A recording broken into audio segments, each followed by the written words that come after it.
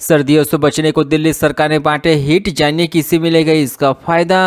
राजधानी दिल्ली समेत उत्तर भारत के इलाकों में ठंड ने अपना असर दिखाना शुरू कर दिया है। इसी सिलसिले में दिल्ली के पर्यावरण मंत्री गोपाल राय ने लोगों को हिट बांटी है। उन्होंने बताया कि अभी अब सभी लोगों को हिट बांटे जाएंगे। इसके पीछे की उन्होंने वजह भी बताई है। आइए जानते हैं कि किस कैंपेन के तहत उन्हें राजधानी में हिट बांटे हैं और यह लाभ किन किन लोगों को मिलने वाला है।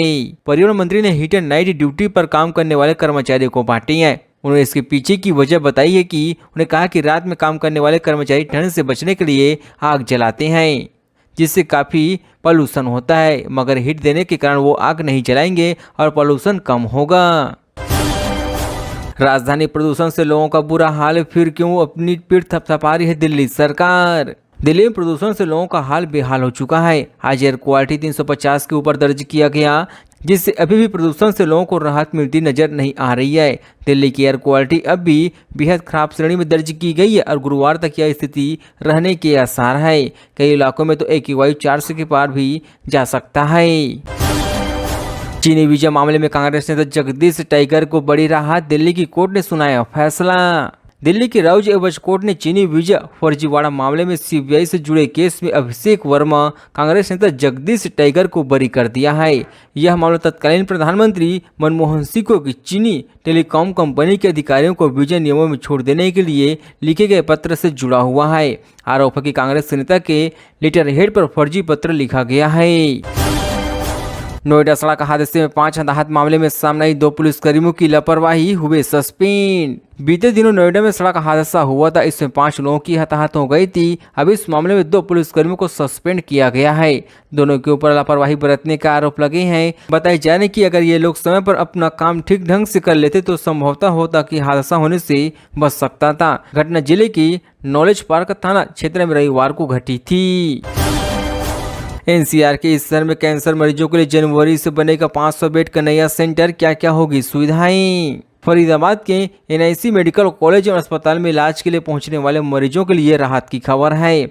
अस्पताल परिसर में कैंसर रोगियों के लिए नया सेंटर जनवरी से बनेगा।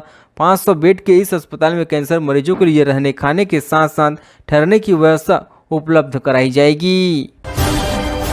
गाजियाबाद में लाठीचार्ज से भड़के वकीलों का प्रदर्शन जारी, जिला जज का पुतला दहन कर ब्लॉक किया है माहौल।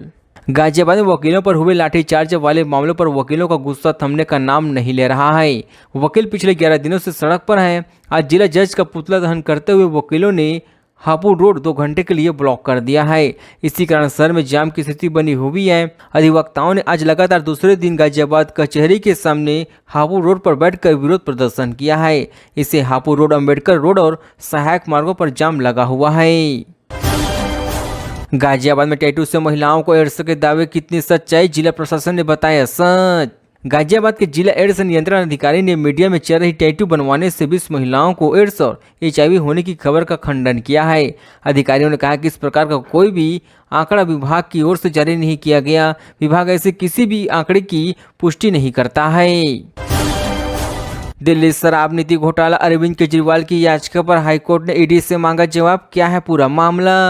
दिल्ली हाईकोर्ट के प्रवर्तन निदेशालय से आम आदमी पार्टी नेता अरविंद केजरीवाल की एक याचिका पर जवाब मांगा है। आप संयोजक ने कथित शराब घोटाले से जुड़े मनी लॉन्ड्रिंग मामले में एजेंसी की शिकायत पर उन्हें जारी समन को चुनौती दिया है। जस्टिस मनोज कुमार ओरी ने आपराधिक मामले में सुनवाई पर रोक लगाने से इनकार कर दिया है और कहा कि निचली अदालत का आदेश है जिसे केजरीवाल ने चुनौती दिया है, वह 2 महीने पुराना है, न कि कोई ताजा आदेश है।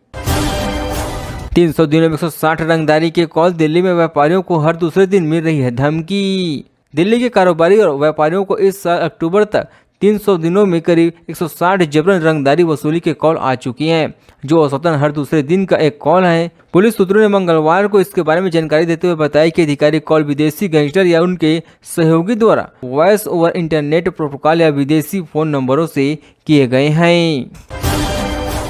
जहरीली हवा की गिरफ्त में दिल्ली, 14वें दिन भी हवा बहुत खराब, 352 पर AQI। प्रदूषण से दिल्ली के लोग बेहाल हो चुकी हैं। जहरीली हवा से राहत मिलने के फिलहाल कोई आसार नजर नहीं आ रही है। दिल्ली का AQI लगातार 14वें दिन भी बहुत खराब श्रेणी में दर्ज किया गया है, क्योंकि राजधानी में शांत हवाओं की वजह से प्रदूषण वातावरण में इकट्ठा होने लगा है। रेप मर्डर के आरोपी के बेटे को मिले कम सजा, पिता ने चली चाल, कोर्ट को दिया चकमा देने, लेकिन ऐसा खुल गई पोल। बेटों को रेप और हत्या के मामले में कम सजा मिले, इसके लिए एक पिता ने सातिराना चाल चली है। उसने स्कूल प्रिंसिपल के साथ मिलकर ट्रांसफर सर्टिफिकेट के साथ छेड़छाड़ की ताकि दिखाया जा सके कि घटना के समय वह नाबालिग था। अपनी इस कोशिश के जरिए उसने पुलिस और कोर्ट को लगभग गचा दिया था। हालांकि उसकी चालाकी देर तक नहीं चली, असलियत सामने आ गई, जिसके बाद पुलिस ने उसे भी गिरफ्तार कर लिया है। यह मामला नोएडा थाना क्षेत्र की है। गाजियाबाद में होटल से फ्लैट तक चल रहा है देह व्यापार, 7 लड़कियां पकड़ी, 5 लोग हुए गिरफ्तार। दिल्ली से सटे गाजियाबाद जिले में देह व्यापार से रोज नए नए मामले सामने आने लगे हैं। यहां होटल से लेकर किराए के फ्लैट तक धड़ल्ले से सेक्स रैकेट बेखौफ चल रही है। ऐसी 2 अलग अलग मामलों में पुलिस ने देह व्यापार में लिप्त 5 लोगों को गिरफ्तार किया है। कौन है गैंगस्टर कैलाश की पत्नी मनीषा जी से गुरुग्राम पुलिस ने किया है गिरफ्तार, होटल मालिक से मांगी थी पता।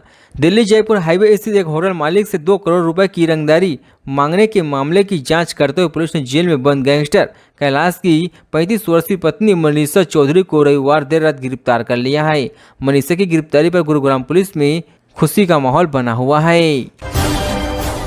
गाजियाबाद नगर निगम 8,000 औद्योगिक इकाइयों से नहीं वसूलेगा टैक्स, क्या है बड़ी वजह। गाजियाबाद नगर निगम शहरी क्षेत्र की 8,000 औद्योगिक इकाइयों से हाउस और सर्विस टैक्स नहीं वसूलेगा। औद्योगिक क्षेत्र अब निगम की सीमा से बाहर हो गए हैं।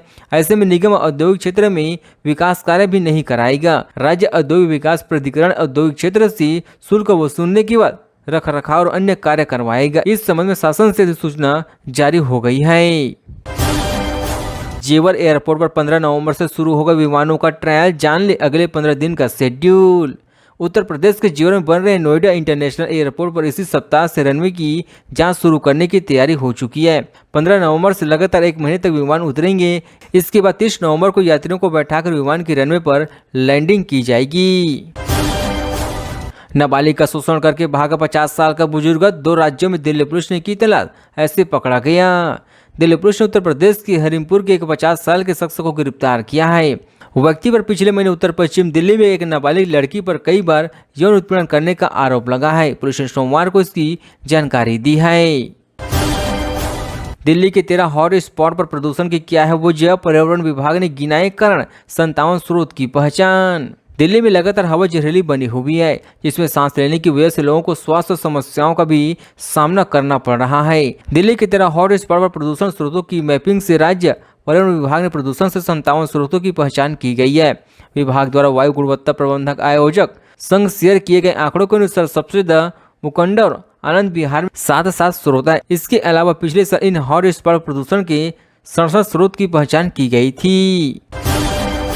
दिल्ली में चिकनगुनिया मलेरिया के मामले बढ़े, डेंगू में आई कमी, क्या कहते हैं आंकड़े। दिल्ली में पिछले 5 सालों में चिकनगुनिया और मलेरिया के मामलों की संख्या रिकॉर्ड स्तर पर पहुंच गई है, जबकि डेंगू के मामले में कमी आई है। यह जानकारी आधिकारिक आंकड़ों से मिली है। इस साल 9 नवंबर तक शहर में मलेरिया के 728 और चिकनगुनिया के 172 मामले सामने आ गए थे।